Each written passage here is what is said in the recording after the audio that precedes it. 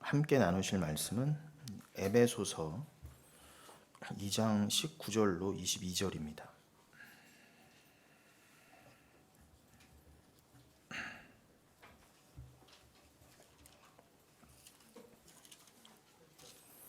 신약 312페이지에 있습니다.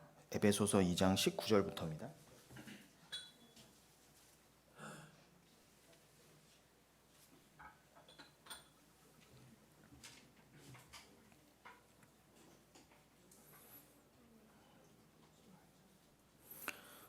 예, 18절부터 읽어볼까요? 에베소 2장 18절부터 22절입니다.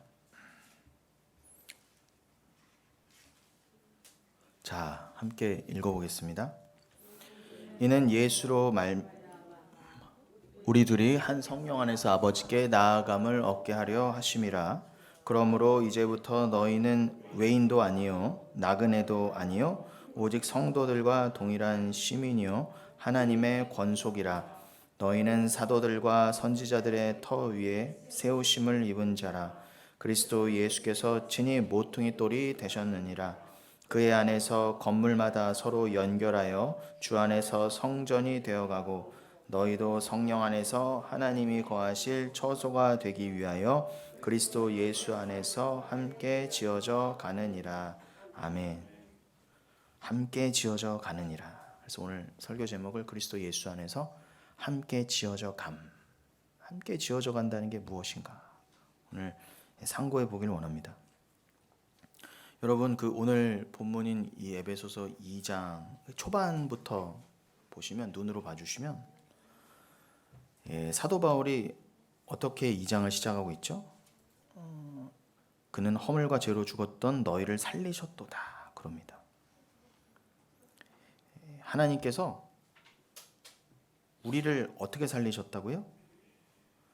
예수 그리스도를 통해 우리를 살리셨는데, 우리는 어떤 처지였다고요? 죄와 허물로 이미 죽어있던 자들입니다. 아니, 저 이렇게 호흡을 하고 숨을 쉬고 밥도 먹고 사회생활도 하고 직장생활도 하고 살아있는데요. 아니요. 하나님은 그리스도로 말미암아 그 영을 받지 아니한 자는 다 살았다 하나 죽은 자라고 하십니다. 여러분, 예수님께서 십자가에서 다 이루었다라고 선포하신 다음에 성경의 기록으로는 크게 소리를 치시고 큰 소리를 내시고 영원히 떠나가셨다 그렇게 되어 있습니다. 여러분, 그래서 우리가 이거를 그냥 막 읽으면 오해해서 예수님이 너무 고통스러워서 마지막에 그냥 단말마의 비명을 하고 큰 소리를 치고 그냥 가시니까 뭐 영혼이 혼이 떠나갔다 뭐 이런 식으로 오해를 하시는데, 그게 아닙니다, 여러분. 거기서 큰 소리를 내셨다라는 것은 단순히 물리적으로 큰 소리로 비명을 질렀다가 아니라 위대한, 그 큰이라고 번역된 부분이 헬라어로 이제 메가스라고 되어 있습니다. 그거는 단순히 큰 소리가 아니라 great, 위대한 선포였다는 거예요. 위대하신 선언을 하시고 십자가에서 완전히 죽으셨답니다. 근데 그 위대한 선언의 내용이 뭐예요? 테텔레스타이, 내가 다 이루었답니다. 여러분, 예수님께서는요 조금도 남겨놓지 않으시고 십자가에서 다 이루셨어요. 아까 은희자매가 찬양도 불렀지만 나로 인함이 아닌데 행위가 아닌 오직 주가 다 행하신 일로라고 찬양했잖아요. 그러니까 십자가에서 예수님이 그걸 선포하신 거예요. 내가 다 이루었다. 뭘 이루신 거예요? 내가 사랑하여 구원할 자는 다 반드시 그 구원을 이루었다라고 선언하셨어요. 내가 그걸 다 이루었다. 하나도 빠짐없이. 율법도 완성하였다. 그러니 너희는 자유케 되었다라고 큰 선언을 하시고 나니까 어떻게 해요? 호푸뉴마, 그 영이 떠나갔다예요.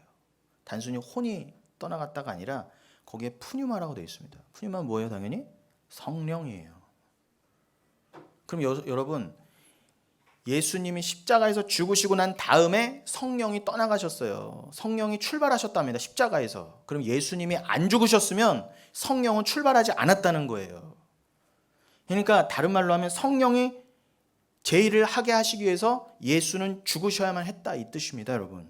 그러니 여러분, 우리는 죽은 예수를 그냥 기념하고 감정적으로 그리워하고 예수님 어디 계세요? 엉뚱한 데 찾을 게 아니에요. 이미 예수님은, 육을 입은 예수는 완전히 죽으시고 그리스도 영으로 부활하셔야 됐어요. 그래서 그 그리스도의 영 성령 푸뉴마를 십자가에서 보내셨다입니다. 그 보내신 성령이 어디로 갔겠어요? 지금 여러분 안에 와 계시잖아요. 여러분 안에 보내시기 위해서 예수님은 죽으셔야만 했다입니다. 그러니 여러분, 엉뚱한 이상한 예수, 육신적인 예수, 눈에 보고 싶은 예수, 거짓 예수를 믿지 마시고 여러분 안에 영이 계시다면 그 영이 예수의 영인 거예요. 예수 그 자체이다 하지 않습니까? 그러니 그 영이 들어오면서 비로소 우리는 죽어 있었는데 살았다입니다. 여러분들은 다 죽어 계시던 분들이었어요. 예수님이 십자가에서 성령을 보내셔서 여러분에게 영을 보내지 않으셨으면 여러분은 죽었다 깨어나도 여러분의 그 어떤 업적과 공로와 벌어놓은 돈으로는 절대로 새 생명을 얻을 수 없는 그냥 죽어있던 자들이었어요. 무슨 할 말이 있습니까? 그 영을 받았다가 기적이에요. 여러분, 성령 받으신 거에 하나님 앞에 좀 도움이 되드린 거 있으세요? 여러분이 성령을 받고 성령이 역사하셔서 그 예수 그리스도의 부활에, 완전히 죽으시고 완전히 살아나신 부활에 여러분들을 동참시키시는 데 있어서 여러분이 하등 뭔가 행하신 일이 있으십니까? 그것이 없다가 기독교입니다. 그러니 오늘 본문인 에베소서 2장 그 1절의 표현에서도 우리는 우리의 허물과 죄로 그냥 죽어있던 자들이었어요. 그러한 자를 그 십자가에서 죽이시고 부활시키신 예수로 말미암아 살리셨다. 우리도 함께 살리셨다라고 에베소서 2장을 시작하셨습니다. 그리고 그 죄로 말미암아 생겨났던 성도 사이에, 자, 우리가 이제 다 영을 받아서 주 안에서 같은 성도가 되었잖아요. 그러면 우리가 다 서로 담이 있었어요. 대표적으로 예를 드신 게 유대인과 헬라인 사이의 담을 말씀하셨는데, 그것은 곧 우리 사이의 담을 얘기하기도 합니다. 당시에는 유대인과 헬라인 하면은 이방인과 유대인 대표였잖아요. 그 둘이 화목할 수가 없었어요. 철천지 원수였습니다. 우리도 다 마찬가지였어요. 하나님과 원수된 자들 서로 다 원수였단 말입니다. 여러분, 세상을 보세요. 절대로 손해를 보려고 하지 않아요. 교통사고가 나보십시오. 정확히 몇 대 몇을 갈라야 되는데 판사가 조금이라도 그것 좀 이렇게 당신이 양보하고 당신이 미리 예측할 수 있었고 분명히 오는 것 대강 예상이 되니까 좀 속도를 줄였으면 되지 않았느냐 해서 이쪽 사람에도 좀 물리면 사실 그게 맞긴 맞거든요. 물론 너무 갑자기 뛰어들면은 도저히 피할 수가 없으면 거기에 대해서 엉뚱한 판정이 나오면은 억울할 만하지만 8, 9할의 사고들은 그냥 막 속력을 더 내거나 양보하지 않아서 일어나는 것도 많거든요. 그럼 어떻게 해요? 원래는 그래, 그럴 만도 하지. 내가 저 사람을 사랑하면, 이웃을 사랑하면 내가 좀 양보할 수 있고 좀 사고가 나도 내가 좀 손해를 감수해야지라는 마음이 들 법한데, 판사가 그거를 가정해서 조금만 나한테 손해를 물리면 난리가 나는 거예요. 맞죠? 이 세상은 그렇게 돌아가요. 법으로만 돌아가요. 삭막합니다. 피눈물이 없어요. 이 세상은. 그게 맞습니다. 세상이니까. 우린 다 그렇게 살던 자들이었어요. 교회 안에서도 서로 원수였잖아요. 그러한 담, 높이 쌓으려던 담, 그 이전에 어떤 담이요? 우리와 하나님 사이에 허물 수 없는 담이 있었어요. 그 담을 오직 예수의 피로 허물어 버리심으로 성도들을, 즉 교회를 예수 안에서 함께 한 사람, 그 인자의 계열, 그 사람의 아들 같은 이의 모양을 따라 우리도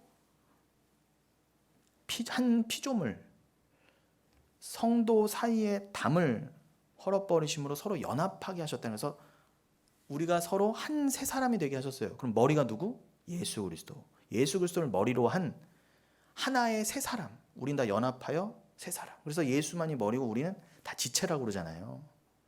하나님과 우리 사이의 담을 예수의 피로 허무시고 우리 사이의 담도 허무심으로 예수를 머리로 하여서 우리가 다 한 사람, 한 지체가 되게 만드셨다. 그 일을 누구만 하실 수 있었어요? 십자가에 달리신 그리고 부활하신 예수만이 하실 수 있었던 거예요. 이 내용들을 다 이렇게 수렴하여서 결론이 뭐예요? 2장 초반의 결론이 18절 다시 띄워주실래요? 요 내용이 18절 처음 18절로 수렴이 돼요. 이는 그로 말미암아, 즉 예수로 말미암아 우리 둘이 한 성령 안에서 아버지께 나아감을 얻게 하려 하심이라. 예수 그리스도로 말미암아 우리가 한 성령 안에서, 에베소서에도 그러죠. 성령도 하나요, 예수도 하나요, 다 하나라고 그러잖아요. 우리가 다 같은 영을 받았다입니다. 그 같은 영을 받은 한 성령 안에서 아버지께 나아감을 얻게 하시려고 예수가 십자가에 달리셨다예요. 다시 한번 강조합니다. 우리를 예수의 피로 살리셔서 새 사람으로 성도로 만드시고 또 성도가 서로 화평하게 성도를 하나님과 또 화목케 하신 것은 무엇이 목적이었다고요? 18절대로라면 성도가 하나님 아버지께로 나아갈 수 있게 하기 위함이었다. 그럼 뭐예요? 우리가 예수 그리스도 말미암아 하나님과 화목하지 못하고 성도끼리 화목하지 못하면 결국 뭐예요? 아버지께 못 나아간다는 거예요. 못 나갑니다. 그 피를 뿌리신 거는 그 예수 피로 우리가 연합되어서 하나님 앞에 나오라고 십자가를 달리셨다는 거예요. 그냥 내 소원 이뤄주시고 내 필요를 채우기 위한 게 아니라요. 우린 교회입니다, 여러분. 각자는 없어요. 교회 이름으로 구원을 받는 것이고, 그래서 이스라엘도 출애굽할 때 공동체로 나왔잖아요. 하나님께서 모세에게 왜 나오라고 하셨어요? 세상에서 광야로 나아가 예배드리게 하게 하시려고 그랬대잖아요. 너희는 예배 공동체야. 광야로 나와 나를 예배하게 하려고 너희를 구원했다, 불러냈다.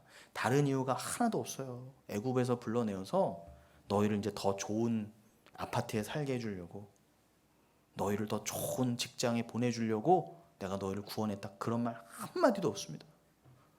모든 주인은 주체는 오직 하나님이세요.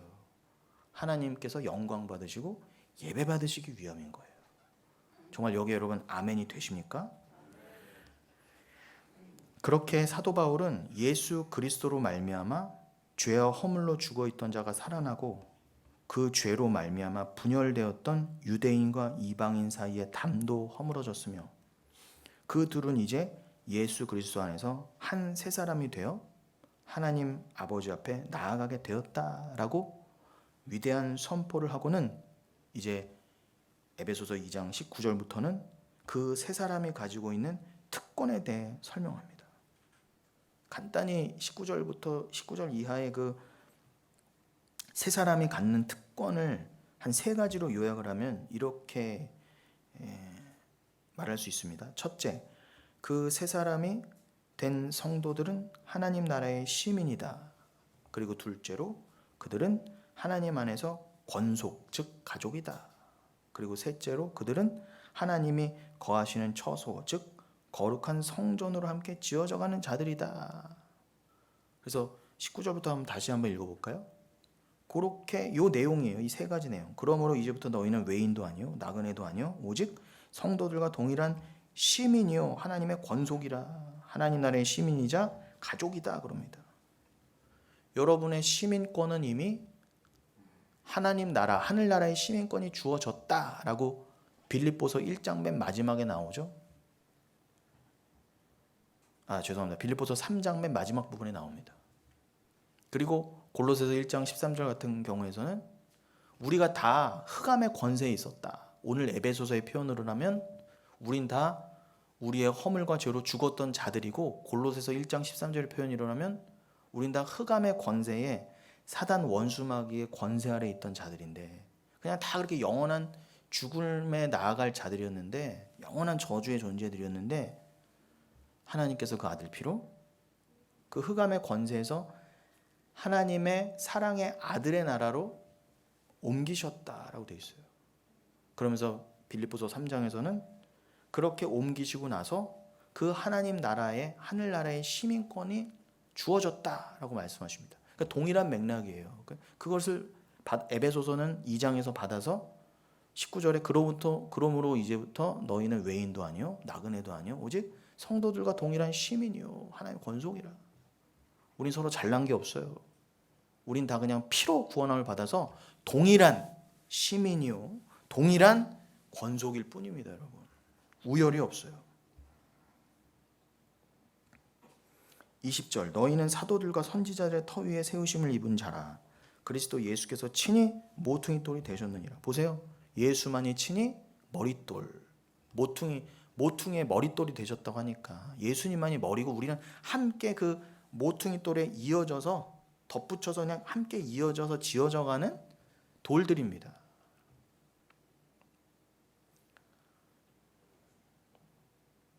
그 성전을 지을 때 거칠게 돌을 정으로 쪼아서 쌓았어요. 돌들이 부딪히면 힘들죠. 아파요. 곱게 뭘로 이렇게 그라인더 같은 거 갈아서 쌓은 게 아닙니다. 모나고 험하고 보잘것없는 돌을요 쪼개가면서 이렇게 쌓았어요. 근데 그게 모퉁이 돌, 예수가 없으면 그렇게 지어질 수가 없었습니다. 근데 시편 118편에서 그러죠. 죄인들은 어떻게 해요? 이게 뭐야 하고 모퉁이 돌을 다 버렸대잖아요. 집을 지을 때. 예수를 버렸다입니다. 그래서 저주받아 죽은 거예요. 우린 절대로 예수를 버리면 안 돼요. 그 돌 없으면 안 됩니다. 그 돌은 베드로전서의 표현을 하면 산돌이라고 그러잖아요. 살아있는 돌, 리도스존, 생명의 돌이다. 그 돌은요, 여러분, 다니엘서 2장에서는 뜨인 돌로 나오죠. 신성한 돌. 느부갓네살이 꿈에 나오는 그 더러운 신상, 세상의 그 우상을 깨부수는 유일한 것이 있었으니 돌이었어요. 근데 어떤 돌이요? 아무도 능히 손대지 않은, 그러니까 사람이 던진 게 아니라 성산 예루살렘에서 튀어나온 하나님이 던지신 돌이죠. 그 예수 그리스도는 말씀이라고 하는 돌이 모든 우상과 세상을 무너뜨리더라예요. 그래서 여러분, 다윗도 골리앗이라는 세상을 무너뜨릴 때 말씀이라고 하는 돌로서 이겼습니다. 그러니까 우리는 그 돌 없으면 안 돼요. 근데 그 돌에 대해서 오늘 에베소서 2장 19절에서 20절에서는 그 예수님이 그 돌이다. 바로 구약에서도 말한 그 돌이다. 그리고 21절 그의 안에서 건물마다 서로 연결하여 주 안에서 성전이 되어가고 너희도 성령 안에서 하나님이 거하실 처소가 되기 위하여 그리스도 예수 안에서 함께 지어져 가느니라.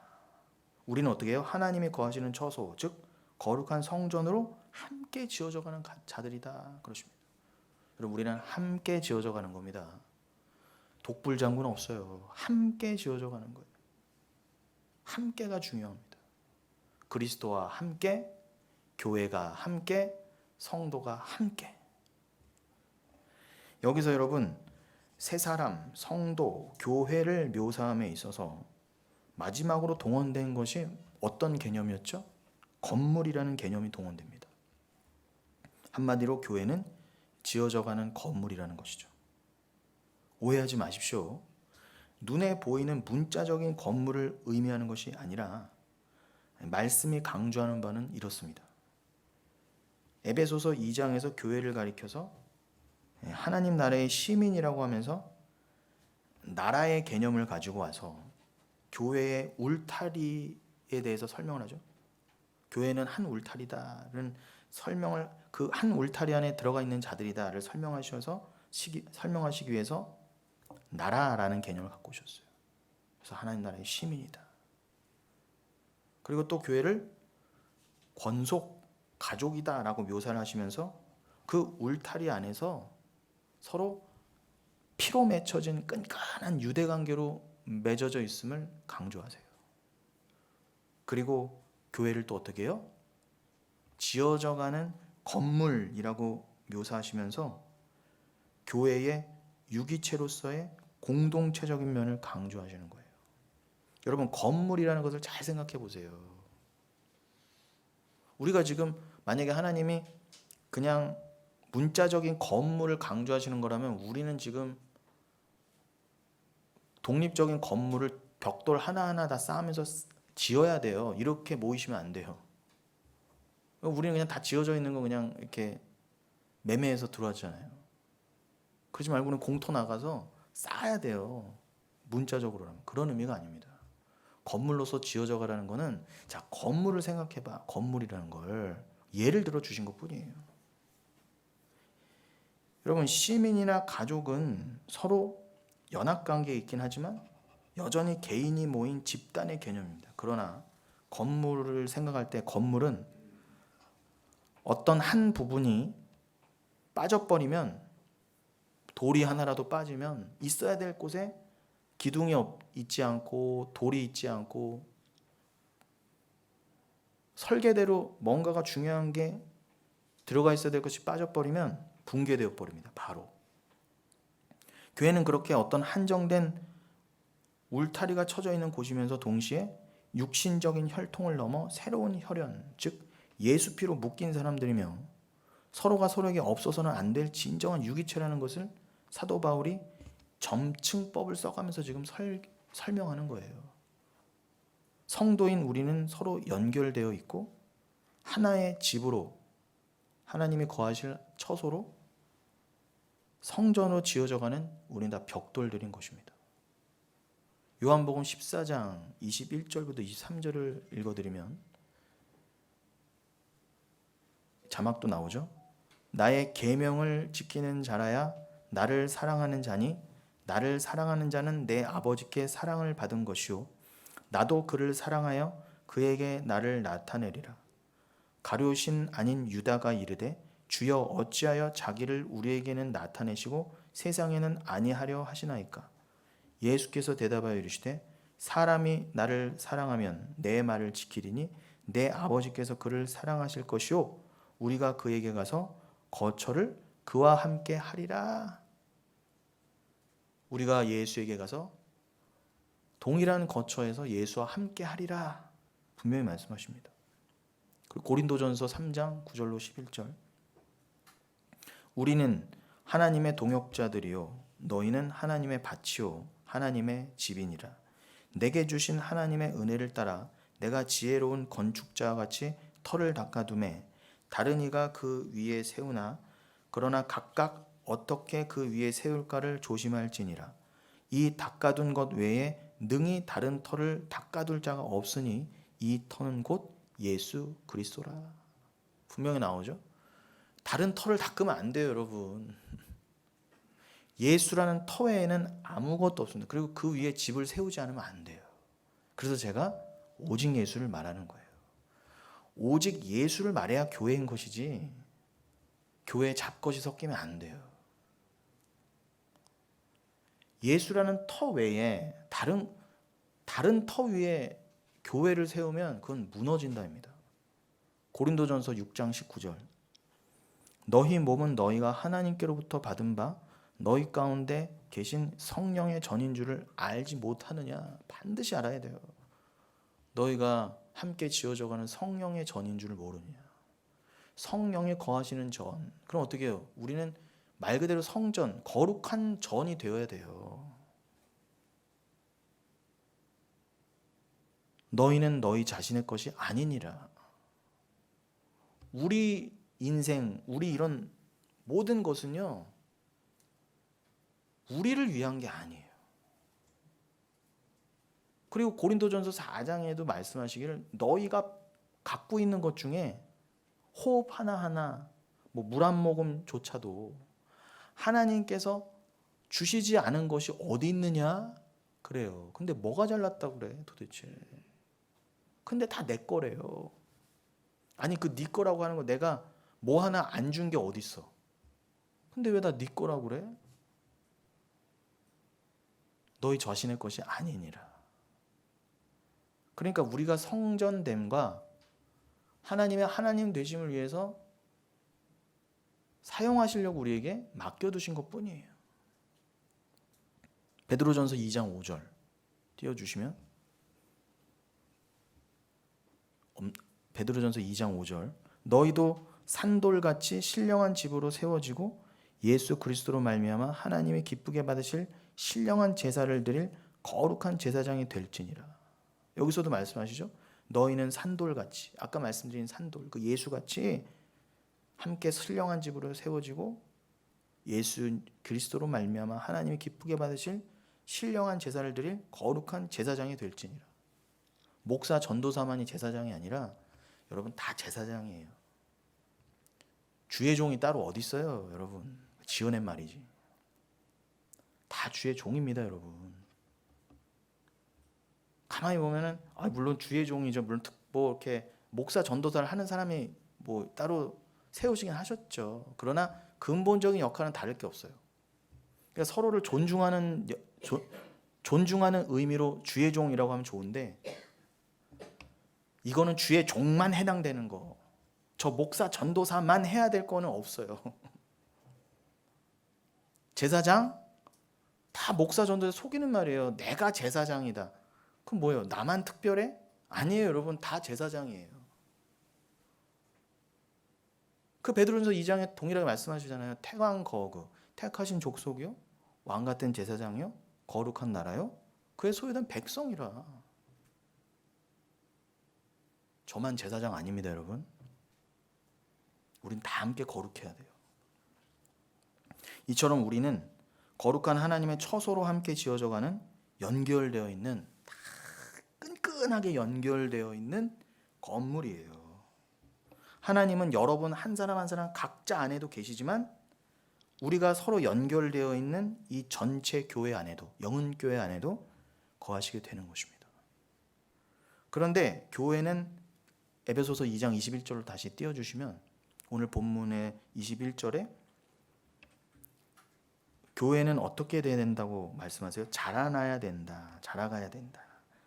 그의 안에서 건물마다 서로 연결하여 주 안에서 성전이 되어가고, 여기에서 되어가고, 그죠? 그의 안에서 건물마다 서로 연결해 주 안에 성전이 되어가고, 이 되어가고라고 번역된 헬라어가 아욱세이란 말로 되어 있습니다. 아욱세이. 이게 원뜻이 길러지다, 자라나다란 뜻이에요. 그러니까 우리는 건물마다 서로 연결하여 주 안에서 성전으로 자라나야 된다, 지어져 가야 된다, 그 뜻이에요. 원뜻은 길러져야 된다, 성전으로. 그럼 성전이 자라난다는 뜻은 도대체 뭘까요? 단순히 이제 우리 영은교회가 이렇게 섰으니 규모가 점점 커져서 예배당도 커지고 장소도 옮기고 사람이 많아지면은 교회가 자라나는 것일까? 그 뜻이 아닙니다, 여러분. 자유하십시오. 오늘 에베소서 2장 21절에서 말하는 건물의 특징이 뭐예요? 바로 거룩이에요. 거룩. 여기 21절에서 성전이라고 번역된 헬라어가 나온 하기온으로 되어 있거든요. 이걸 직역하면 거룩한 전입니다. 그럼 다시 제가 21절을 직역해 드릴게요. 예수 그리스도 안에서 건물마다 서로 연결하여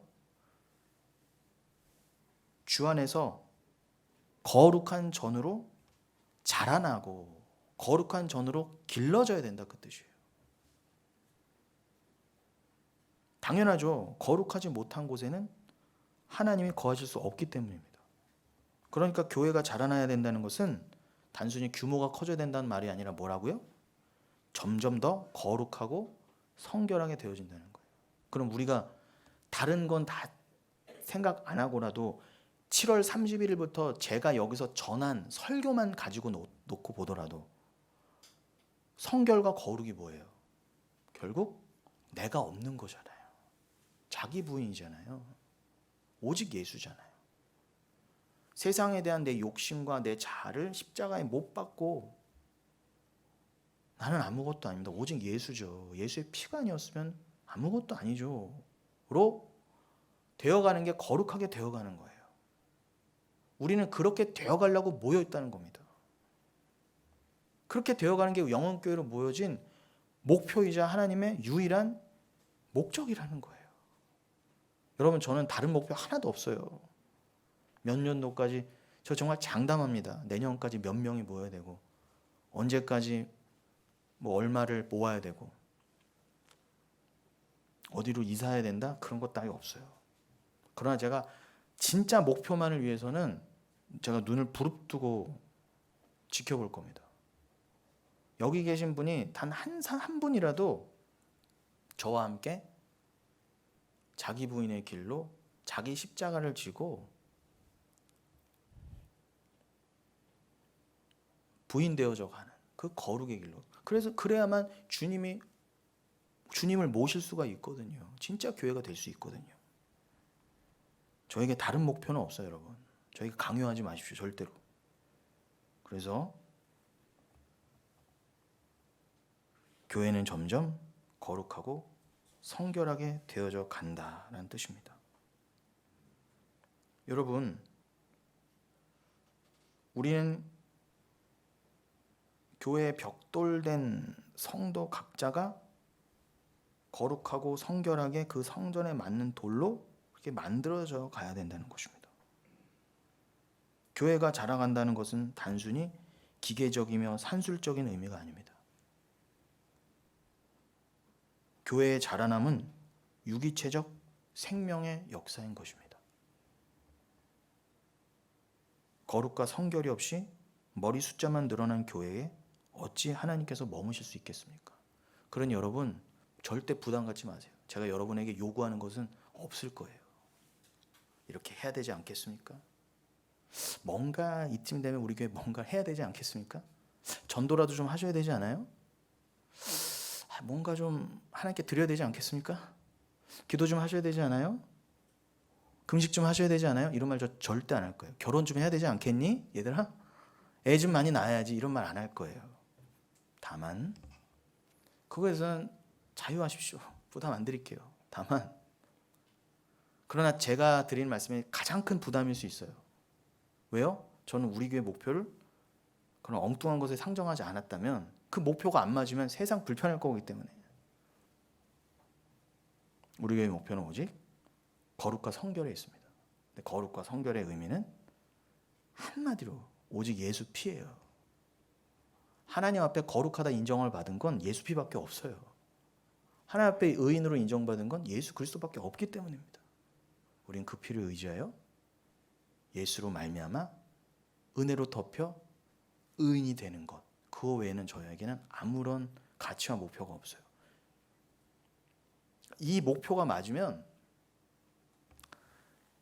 이 문 앞에서 노숙자로 살고 계시는 분이라도 가족으로 너무 존귀한 자로 맞아들일 수 있지만 이 목표가 안 맞으면 이 자리에 대통령 온다 해도 저는 별로 안 반가울 거예요.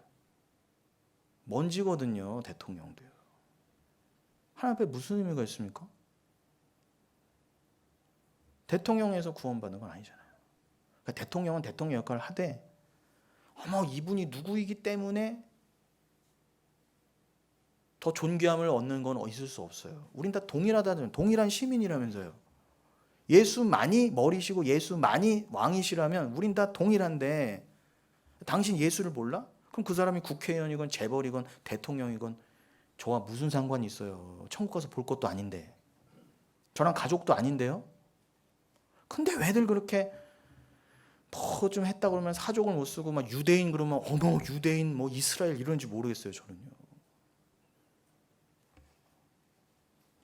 여러분이 교회로서 이 땅에서 싸우는 싸움을 영적 싸움이라고 하는데, 그 싸움은 궁극적으로 누구와 싸우는 싸움으로 여러분 알고 계십니까? 영적 싸움의 대상. 그저 눈에 보이지 않는 사탄과의 싸움이 영적 대상입니까? 물러가라, 물러가라. 허공에다 대고 보이지도 않는데.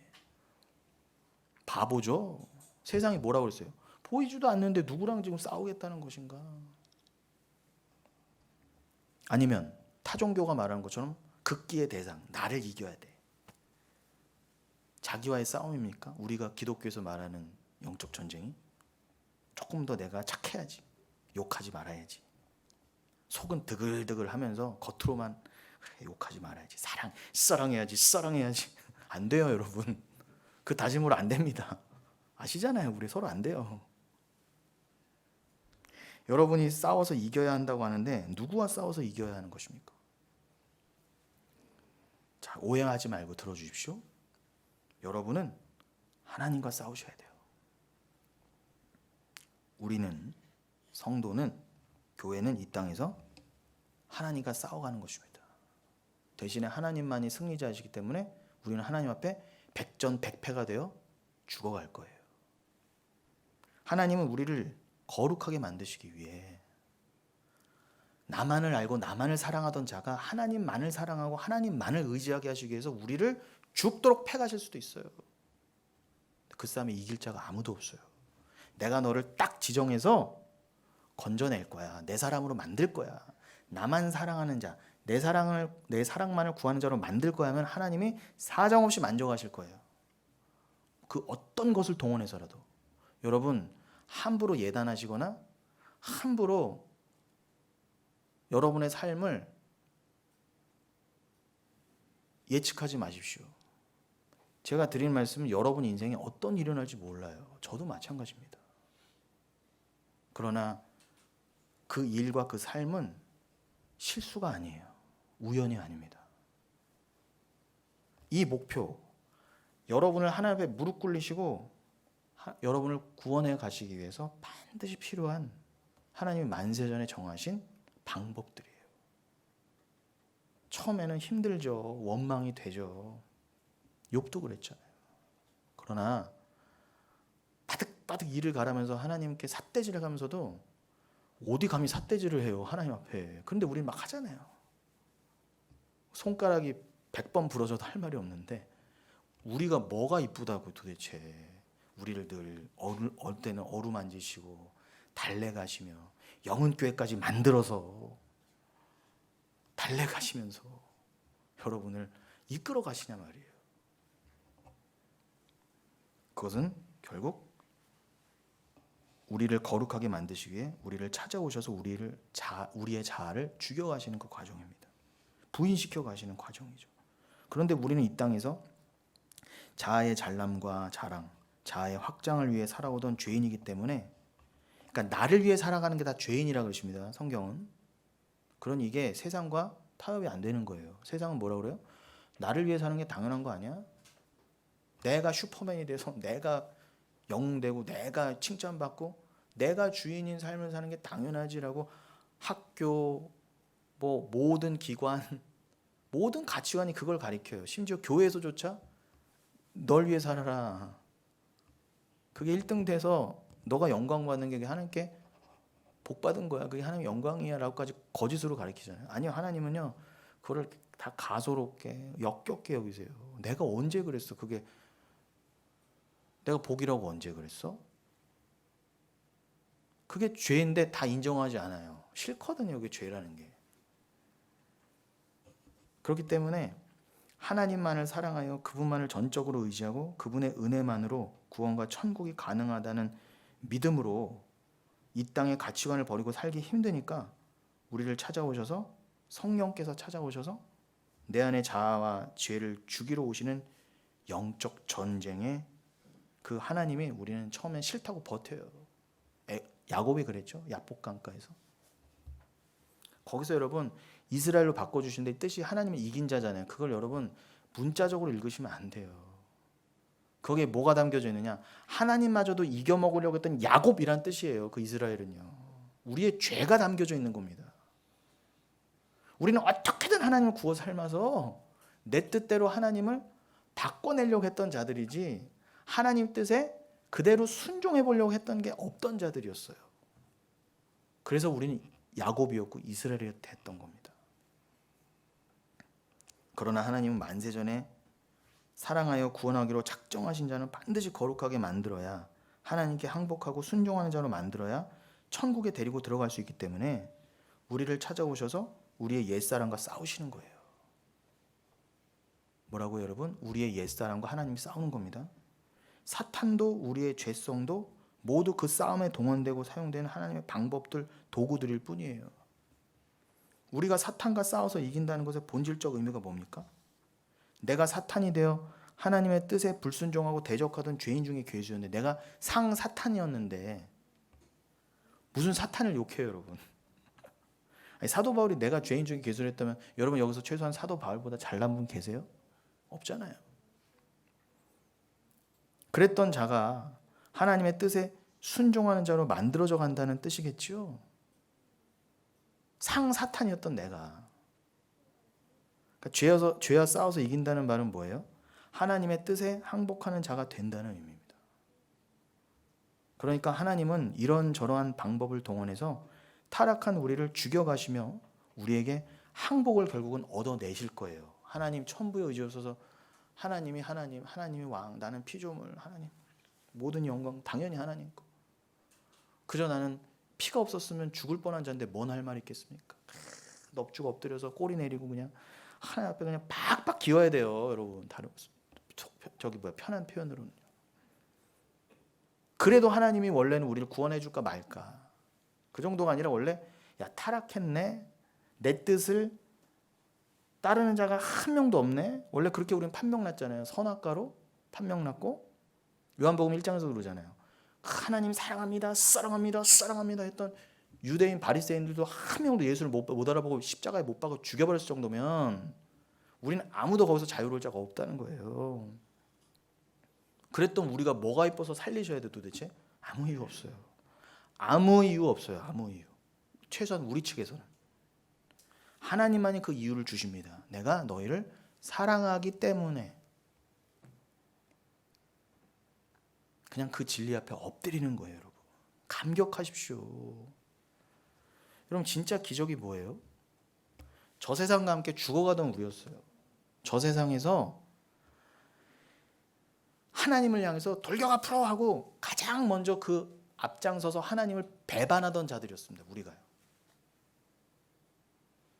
하나님을 부정하고 그랬던 우리가 어떻게 그냥 단순히 하나님 부정합니다 입술로는 안 하더라도 더 악랄한 게 뭐예요? 교회 다니면서 하나님 믿는 척하면서 결국 뭐예요? 결국 나를 섬기던 자들이었잖아요. 우리가 다. 그게 가장 악랄해요. 차라리 무신론자, 다른 이방 종교 사람들은 차라리 나아요. 그랬던 우리였는데 우리가 어떻게 뭐예요?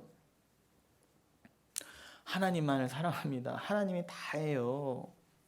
어떻게 나 같은 죄인에게 성령이, 이 더러웠던 나에게 하나님이 나를 거룩한 성전까지 만들어 주셔서 성령이 임하게 하셔서 하나님을 찬양하게 하고 하나님만이 나의 영생의 사랑의 대상입니다. 하나님만을 원하는 자로 만드셨냐는 거예요. 이게 여러분 진짜 기적이에요. 이게 진짜. 여러분 돌아보세요. 여러분은 기적을 다 가지신 분들이에요. 그러니까 다른 기적이 있고 없고에 따라서 여러분이 가지신 진짜 기적 구원이 변개치 않는다는 거예요. 그럼 여러분들은 다른 기적을 부러워하실 이유가 없어진 분들입니다. 제가 옛날에 어떤 간증 같은 걸 들어보니까 청년부 집회 때 무슨 수련회였나 봐요. 어떤 유명한 강사가 와서 기적을 행해서 기도 받아라 해서 다 쓰러뜨리고, 어떤 기적이 일어났느냐, 그 충치, 자꾸 요즘 이빨 얘기하는데 충치를 그 떼운 아말감 같은 거 있잖아요. 그게 이제 싸구려잖아요. 뭐 레진 같은 건 좀 비싸고 제일 비싼 게 금이잖아요. 요즘 금도 잘 안 쓰지만. 근데 그 금도 아니고 싸구려 아말감 같은 게 이렇게 돼 있었나 봐요. 근데 그 충치로 젊은 애들이니까 다 최소한 한 개 이상은 다 충치를 갖고 있었잖아요. 근데 그렇게 떼어놓은 거를 그 목사가 와서 다 백금으로 만들어줬대요. 백금으로. 이런 기적이 어딨냐. 여러분, 하나님이요 진짜 기적으로 사람을 믿게 하실 것 같으면 그 정도로 하시면 안 돼요. 아니 겨우 썩은 이빨 정도 아말감을 백금으로 만들 정도가 아니라 거기 있는 앵간들 애들 다 이빨을 몽창 다 뽑아서 다이아몬드로 싹 박아주셨어야 돼요. 하나님이 진짜 기적을 행하실 거면. 고작 그 충치 썩은 거. 그리고 여러분, 걔네들이요 그 기적으로 정말 예수를 믿었을까요? 불가능합니다. 그런 기적을 보여야 좀 모이지, 장사가 되지. 그건 인간의 생각이에요. 여러분, 우린 진짜 기적을 받았어요. 이거 충치로 백금 떼어준 애들이 나중에 그거로 계속 감사했을까요? 또 불만이 들어와요. 짜증나. 까짓 거 해줄 거 금덩이로 좀 해주지. 뽑아서 팔기라도 하게. 요즘 비싸잖아요. 요즘 1g에 한 7만 원 넘잖아요. 아니면 굳이 그럴 거면 머리도 발끝까지 날 싹 좀 고쳐주고 코도 좀 세워주고 키도 좀 크게 해주고 머리도 똑똑하게 해서 서울대 좀 척척 들어가게 해주지. 이런 불만이 생길까요? 안 생길까요? 당연히 생겨요. 인간의 욕심은 끝이 없어서요 절대 만족 못합니다. 그게 인간이에요 여러분. 그게요. 기적 보여줘 봐야 성경에도 나오잖아요. 예수님이 좀 해줘봐야 그냥 그거 얻어먹겠다고 그걸로. 그러니까 병 고쳐주고 부자 만들어준 거는 하나의 하늘에 있는 진짜 풍성함과 진짜 나음, 구원이라고 하는 진짜 나음을 설명해 주시고자 내가 그것을 베풀 수 있는 진짜 왕이야를 시위하여 보여주시려고 잠시 잠깐 그렇게 하셨던 것뿐이지, 그 예수님께서 그게 목표였다면은 쫓아다니면서 고쳐줄 필요 없어요. 그냥 어떻게 해요? 다 나아라 그러면 그런 거예요. 앞으로 지금부터 영원까지 이 땅에서 아픈 사람 한 명도 없어라 하실 수 있었겠어요? 없었겠어요? 당연히 하실 수 있었죠. 그런데도 안 하셨다고 한다면 그게 목표는 아니었다는 것입니다. 그리고 그렇게 살아나 봐야 나사로도 죽었잖아요. 그러니까 여러분, 우리가 믿는 십자가 복음은 그렇게 전달되는 게 아니에요. 좁은 문으로 순교자의 피를 따라 이어지는 거지, 넓은 문 열어놓고 우리가 이런 기적도 행한다 모여라가 아닌 것입니다. 속지 마십시오. 그래서 예수님께서 그 중풍병자 이런 사람을 고쳐주고 나서 그 나병 환자 고쳐주고 나서 너무 기뻐서 막 근데 이걸 예수가 나를 고쳐줬다라고 전하러 가려고 할 때 예수님이 말렸어요? 안 말렸어요? 말렸어요. 왜 말렸어요 여러분? 우리 생각으로 하면 말리면 안 돼요. 간증 집회 열어야죠. 간증 집회 열 때마다 뻥튀기 시켜야 돼요. 처음에는 요만큼의 기적이었는데 점점 뻥튀기 시키죠. 자기도 뭐가 진짜였는지 기억이 안 나요. 그래서 뻥튀기 시켜서 어떻게 해요? 예수 이렇게 믿어보세요. 이런 일이 일어납니다. 근데 예수님이 그거 막았단 말입니다. 근데 한 명도 그 말 안 듣고 나가서 간증이랍시고 다 했잖아요. 그 말은 뭐예요 여러분? 기독교는 그거 전하는 게 아니라는 거예요. 예수님은 아직 십자가를 지시고 죽고 부활하시기 전이기 때문에 그거 전하지 말아라. 대신에 뭐만 전하셨어요? 당신이 죽고 부활하신 다음에 내가 너희를 위해서 죽고 부활한 십자가만 전하라 하셨잖아요. 근데 왜 오늘날 교회는 다 반대로 가는가 모르겠습니다. 여러분 누가복음 14장에 보시면요 이런 말씀이 있어요. 누가복음 14장 맨 마지막에, 누가복음 14장 맨 마지막 부분에, 이건 자막이 준비가 안 돼 있기 때문에 제가 한번 읽어드리겠습니다. 누가복음 14장 망대 비유와 전쟁 비유가 나오거든요. 그 28절부터 32절까지를 제가 읽어드리겠습니다. 누가복음 14장 28절로 32절을 읽어드리면, 너희 중에 누가 망대를 세우고자 할진대 자기의 가진 것이 준공하기까지에 족할런지 먼저 앉아 그 비용을 계산하지 아니하겠느냐. 그렇게 아니하여 그 기초만 쌓고 능히 이루지 못하면 보는 자가 다 비웃어 이르되 이 사람이 공사를 시작하고 능히 이루지 못하였다 하리라. 또 어떤 임금이 다른 임금과 싸우러 갈 때에 먼저 앉아 일반명으로서 저 2만 명을 거느리고 오는지를 대적할 수 있을까 헤아리지 아니하겠느냐. 만일 못할 터이면 그가 아직 멀리 있을 때에 사신을 보내어 화친을 청할지니라. 무슨 말이겠어요? 이거 예수님이 드신 비유입니다. 자, 망대를 세운다. 건물을 세울 거야. 내가 건축을 할 건데, 그럼 여러분, 우리가 내 집을 세운다 했을 때 뭐부터 생각하겠어요?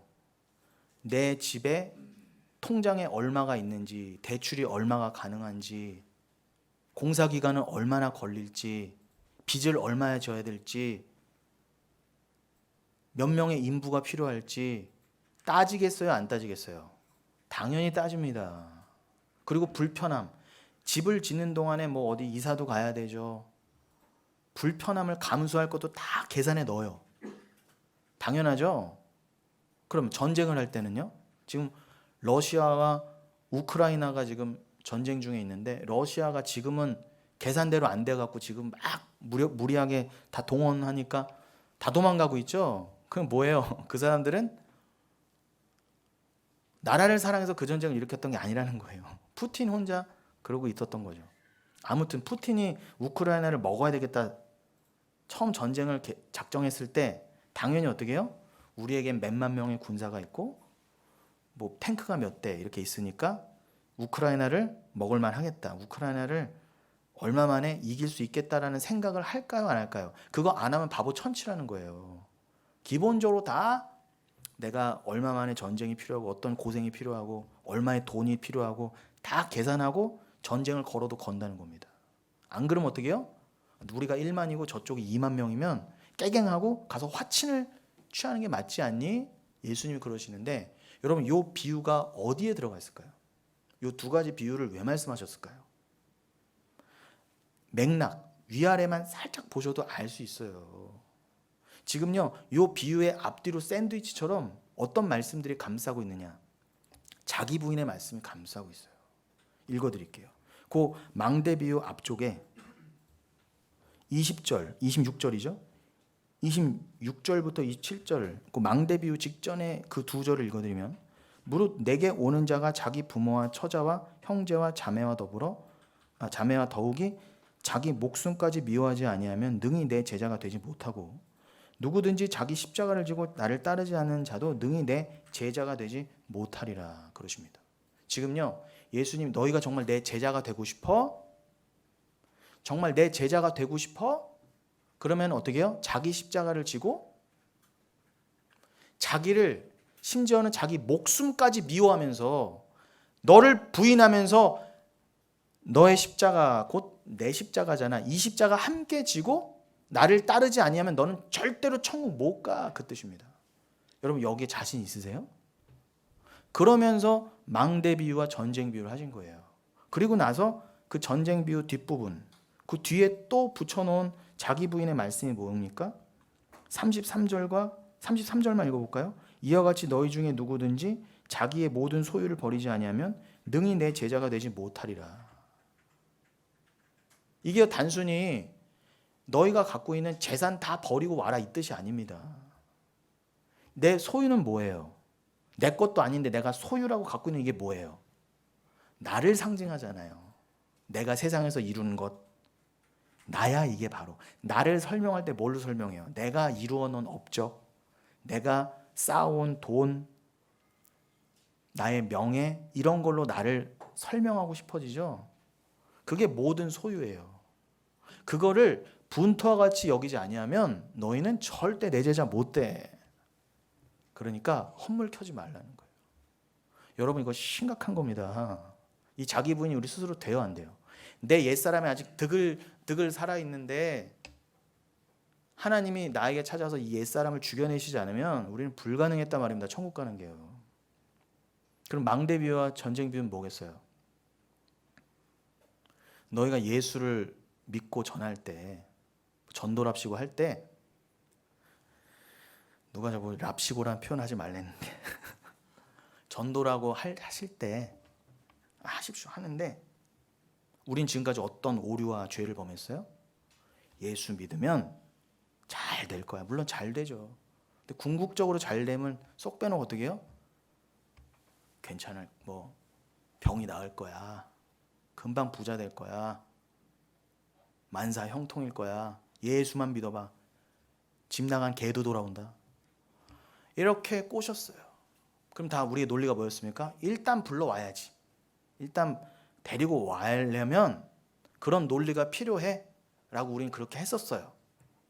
근데 여러분 아쉽게도요, 그렇게 전도하는 게 지금까지 우리나라 뭐 폭발적인 전도를 이룬 건 참 고마운 일인데, 그 중에서 우리가 이렇게 또 더 예수 믿는 자가 나온 건 참 감사한 일이긴 하지만, 근데 다 어떻게 해요? 인간적인 인본주의를 어떻게 해요? 고난을 같이 설명하지 않았어요. 우리가 예수를 믿게 되면 반드시 따라오게 될 그 고난, 우리를 죽여내기 위해서 하나님이 우리에게 허락하실 그 모든 상황과 환경 각오하셔야 됩니다. 거기까지 함께 전했어야 돼요. 로마서 8장처럼 어떻게 해요? 그의 영광을 받으려고 하는 자, 그와 함께 고난도 함께 받아야 될지니라. 그게 옛날 성경에는, 개역 성경에는 후사가 돼야 된다고 하죠. 함께. 그 후사가 싱클레로 로모스, 함께 상속자가 된다는 거예요. 그럼 뭐예요? 우리가 예수와 함께 하나님 나라를 상속하여 받으려면 어떻게 해요? 달콤한 것, 내 옛사람이 원하던 것만 받을 수 없어요. 다 들어가 있다는 거예요. 계산에, 계산서에 우리의 고난도 다 들어가 있다는 거예요. 근데 그것만 쏙 빼고 어떻게 해요? 예수 믿으면 이쪽만, 아니 이쪽이 훨씬 더 큰데요, 중요한데요. 그러니까 하나님이, 예수님께서 하물며 망대 세우는 것조차도 비용을 생각하고 고생을 생각한다. 전쟁하는 자도 하물며 전쟁할 때도 비용과 고생과 우리가 몇 명의 전사자가 생길 것인가 생각한다. 그런데 그러면 우리가 예수를 믿는다고 한다는 것은 이게 다 들어가야 되는 거예요. 그럼 여러분 함께 전하세요. 이왕 전도하실 거면은 함께 전하세요. 그리고 여러분의 삶도 동원하십시오. 내가 이렇게 예수 믿는데도 어떨 때는 이러한 삶을 살았지만 뒤를 돌아보니 합력하여 선이더라. 내가 반드시 겪어야 될 일이었더라. 함께 전하십시오. 그때 전도하십시오. 그때 기적 같은 거, 내가 금리빨 됐어, 이런 거 빼고 여러분에게 허락된 진짜 기적을, 내가 성령을 받았어, 내가 세상만 알던 내가 하나님 나라를 알게 됐어 를 제발 같이 전해주시란 말입니다. 그러면 인정.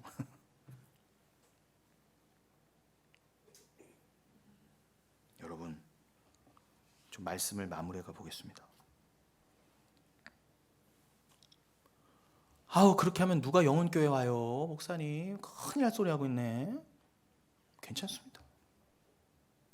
지금까지 억지로 그렇게 끌고 와서, 데리고 와서 오늘날 교회가 이렇게 문제가 심각해진 거예요. 여기에 지상의 교회는 완벽한 교회가 없기 때문에 물론 영혼교회도 많은 아픔과 힘듦과 앞으로는 각오하고 있어요.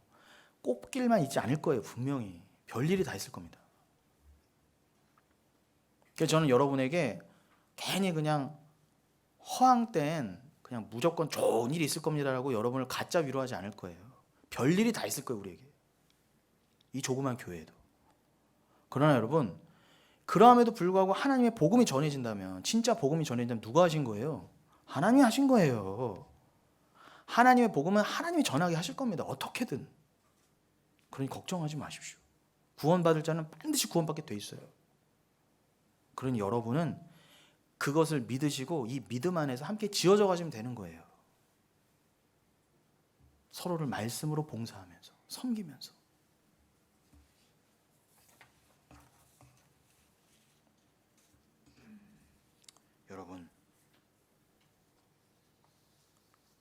신명기 10장 16절에 이런 말씀이 있습니다. 띄워주시겠습니까? 신명기 10장 16절에 이런 말씀이 있습니다. 그러므로 너희는 마음에 할례를 행하고 다시는 목을 곧게 하지 말라 그럽니다.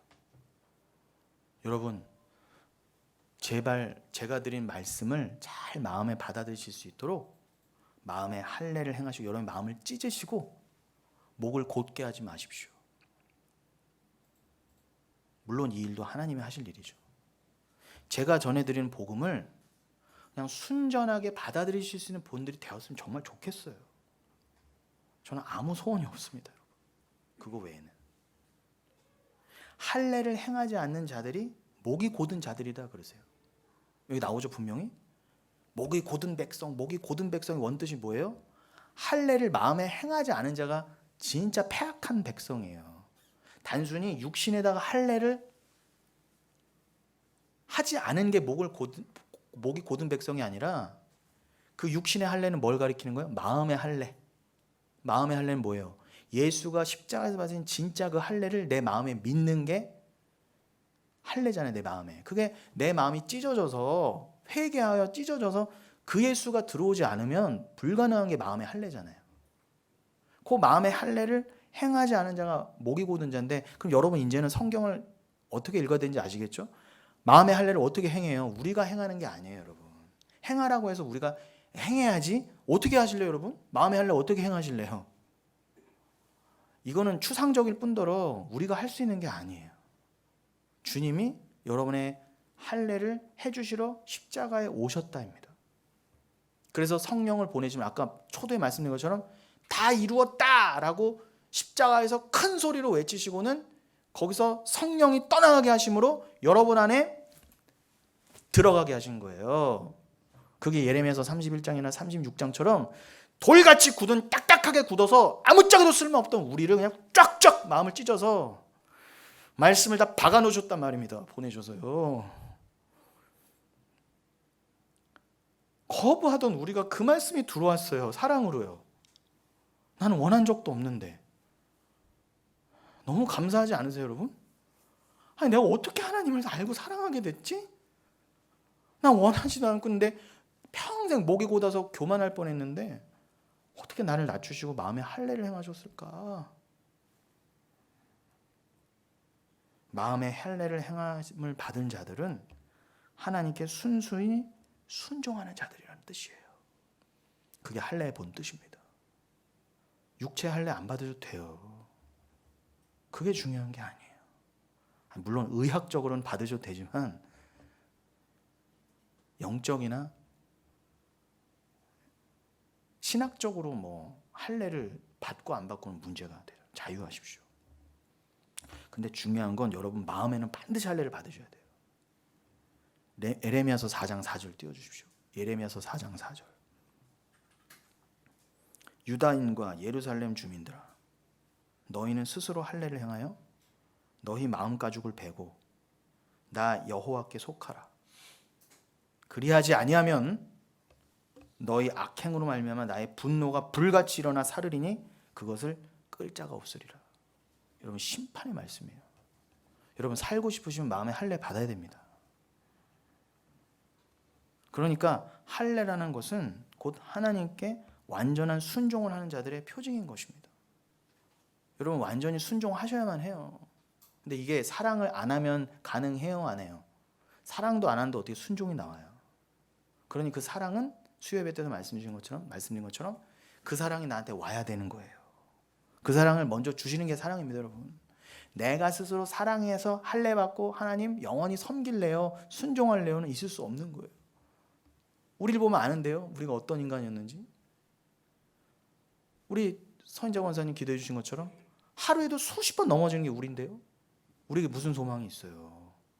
아니 물론 저는 우리 서 권사님이나 어제도 우리 양육대 자매가 기도할 때 매 순간 넘어지는 연약한 자기를, 아니 내가 봤을 때는 우리 권사님이나 자매님 같은 분들은 세상 착해 보이는데 절대로 뭐 죄랑은 너무 거리가 멀어 보시는데 그런 분들도 오늘 매일 넘어집니다. 나는 악한 자입니다 고백을 하신다면 여러분 우리는 아무런 소망이 없는 자들이에요. 우리가 구원을 받았다는 것은 순종하는 자가 되었다는 것이고 순종할 수 있는 힘이 우리에게 주어졌다는 것이며 이제 그렇게 하나님께서 만들어 가시겠다는 의미까지 있는 것입니다. 예수님도 역시 할례를 받으셨어요. 할례 받으실 필요가 없는 분이 왜 응애 낳은 지 8일 만에 그 생떼 같은 애한테 아기 예수가 왜 할례부터 받으셔야 됐어요? 왜 도대체 예수가요? 안 그러셔도 되는 분이. 여러분을 위해서예요. 율법을 완성하신 것 동시에 너희가 반드시 받아야 될 마음의 할례가 무엇인지를 아느냐라고 알려주시려고 예수가 그 피를 보이셨단 말입니다. 육체적인 할례도 받으셨지만 진짜 예수님의 할례는 바로 십자가였잖아요. 골로새서 2장 11절. 또 그 안에서 너희가 손으로 하지 아니한 할례를 받았으니 곧 육의 몸을 벗기는 것이요 그리스도의 할례니라. 분명히 나오죠. 진짜 예수님의 할례는 뭐였어요? 십자가였습니다. 진짜 할례는 그리스도가 받은 그 할례예요. 우리를 향하여 그리스도의 할례를 받은 자라고. 근데 진짜 할례를 받은 자는 예수님 한 분뿐인데 그 할례를 뭐라고요? 우리에게도 주셨다요. 너희도 할례 받은 자야 나와 함께. 십자가에서 우리를 품으심으로 우리도 그 할례를 받은 자로 여겨주신 것 뿐이에요. 얼마나 감사해요. 너무 감사해요. 정말로요. 저는 손가락에 피 하나도 내기 싫은데 너무 아픈데 그 진짜 할례를 나로 하여금 예수와 함께 받은 걸로 여겨주신다고. 예수 그리스도의 할례는 십자가에서 온몸이 쪼개지신 그 할례를 말씀하는 거예요. 그 참 할례인 십자가가 가리키는 것은 하나님께 대한 철저한 순종이에요. 예수님 죽기까지 순종하셨죠. 우리도 그 예수 덕분에 그 하나님 앞에 그 순종을 하게 된 그 인자로 드러난 거예요. 감사하시죠? 너무. 저는 이 은혜를 전할 뿐입니다. 여러분들도 앞으로 예수를 전하실 때 아버지께 대한 철저한 순종의 길에 있어서 고난도 함께 받아야 됩니다. 우리가 죽어져 가야 됩니다. 그 싸움은 내가 스스로 감당할 수 없는 것이니 하나님께서 우리를 그렇게 만들어 가시겠다는 것입니다. 라고 함께 전하시면서 그렇게 말씀 안에서 함께 지어져 가는 우리 영흥교회가 되기를 바라면서 오늘 그 에베소서 2장의 말씀을 기억하실 때 마지막으로 우리 로마서 3장 28절 29절 읽고 끝내겠습니다. 이게 같이 이어져요. 이게 결론으로서. 로마서 2장 28절로 29절. 아까 에베소서에도 이방인과 유대인 얘기 나왔죠. 여기 로마서 2장에서도 마지막에 2장 마지막에 유대인과 이방인 얘기가 나오잖아요. 무릇 표면적 유대인이 아니요 표면적 육신의 할례가 아니니라. 오직 이면적 유대인이 유대인이며 할례는 마음에 할지니 영에 있고 율법 조문에 있지 아니한 것이라. 그 칭찬이 사람에서가 아니요 다만 하나님에게서니라. 아멘. 여러분이 마음의 할례를 받으셨다면 여러분이 진짜 유대인이에요. 저기 팔레스타인 땅에 그 아직도 빵떡 모자가 뜨고 다니는 그 유대인들 부러워하실 거 없어요. 여러분이 진짜 유대인이에요. 그들은 가짜 유대인이라는 겁니다. 예수를 안 믿는 자들이기 때문에. 그 칭찬이 어디에서 나온다고요? 하나님에게서만 나온다. 여러분이 하나님에서 칭찬받으면 됐잖아요. 무슨 칭찬이 또 필요합니까? 꼭 기억하시고 말씀대로 지어져 가신 저 여러분 되시기를 예수님의 이름으로 축원드립니다. 우리 그래서 찬송 우리 비전을 골라보았습니다. 비전의 내용이 뭐예요? 함께 주 안에서 핏부림을 받아 마음의 할례를 받아 주 앞에서 한 백성이 된 한 지체가 된 자들이 영원히 주님 앞에 드리게 될 찬양인 거예요. 그 찬양의 내용이 뭐예요? 계시록 7장 10절 우리를 구원하심이 보호자에 앉으신 하나님과 어린 양께만 있도다. 구원은 나에게 없습니다. 오직 하나님과 어린 양께만 있습니다. 라는 찬양이 바로 비전 찬양이에요. 선창해 주세요.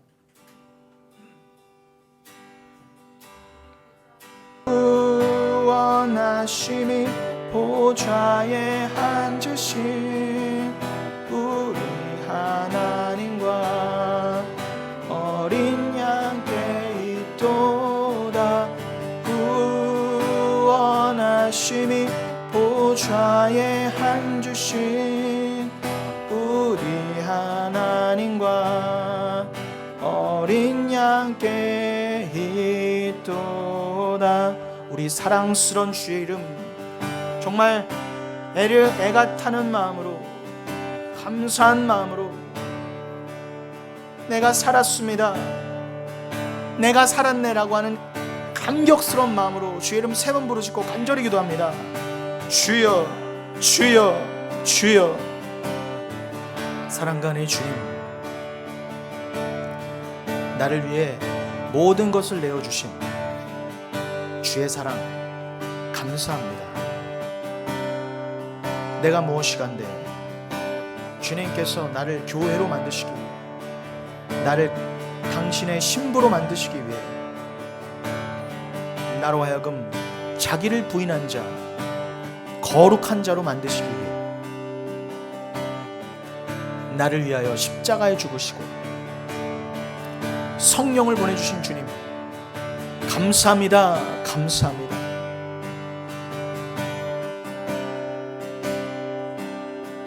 아버지, 우리는 함께 예수 피를 나눈 교회입니다.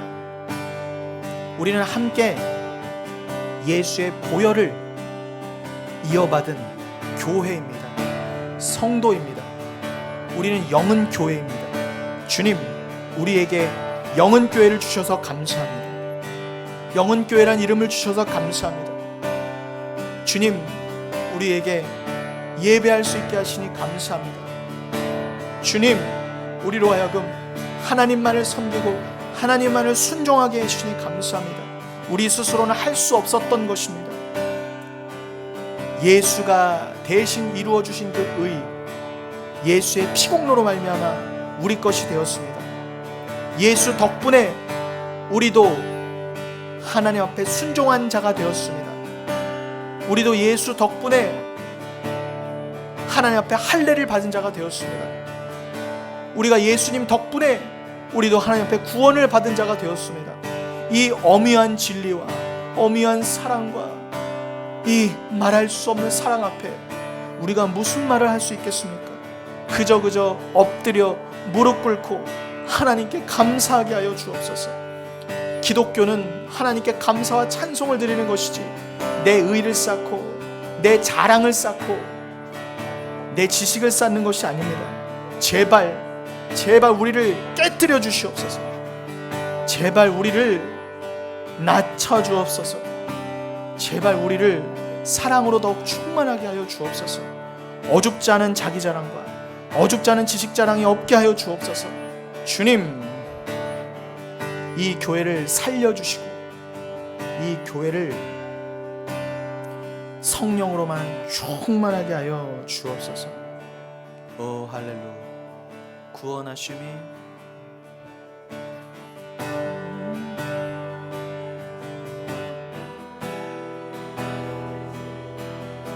우리 하나님과 어린 양께 있도다.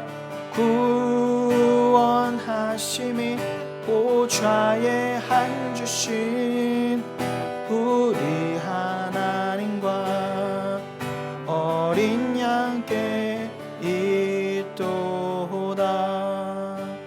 사랑과 은혜 주님,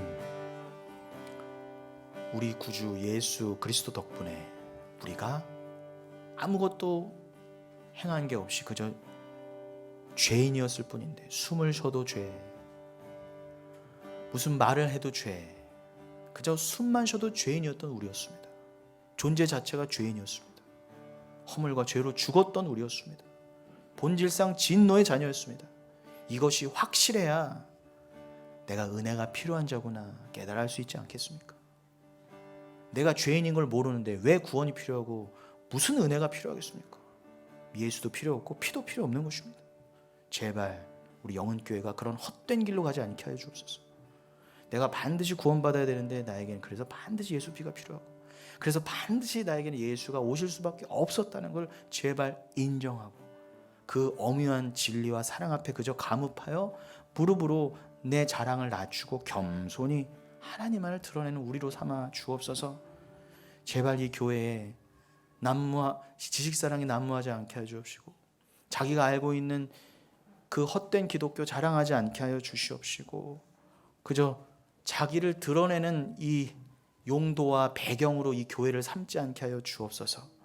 그저 우리는 누구나 할 것 없이 예수의 피가 아니었으면 살아날 수가 없었던 자였고, 우리는 그저 그 은혜로 살아나서 함께 동일한 하나님 나라의 시민이 되었으며 권속이 되었습니다. 함께 거룩으로 지어져가는 자들입니다만, 인정하고 서로 그 말씀만을 나누면서 그렇게 서로 아름답게 보듬어가며 진리로 지어져가는 우리 영혼교회 되게 하여 주옵소서. 이 일을 막는 그 어떤 세력과 어떤 사단 원수마귀의 그런 협잡질도 주님 우리가 단호히 배격하며 구분하고 분별하게 하여 주시옵시고, 이 귀한 교회에 절대로 거짓 복음과 어줍지 않은 그런 가짜 은혜가, 싸구려 은혜가 들어오지 않도록 주님 보혈로 막아주시고 온전케 하여 주옵소서. 주님, 이 소망과 은혜와 간절함을 담아, 감사함을 담아 예물을 준비해 보았습니다. 우리 자랑으로, 우리 손길로 내는 것이면 헛된 곳이로되 그저 나를 비워내고 오직 예수입니다라고 하는 믿음으로 드리오니, 작은 손길, 작은 그 헌물에도 주님 기름 부으시고 영원토록 기억하시며 이 예물로 더욱 말씀으로 자라나고 지어져가는 귀한 영혼교회 되게 하여 주옵소서. 감사드렸고 예수님 이름으로 기도드립니다. 아멘.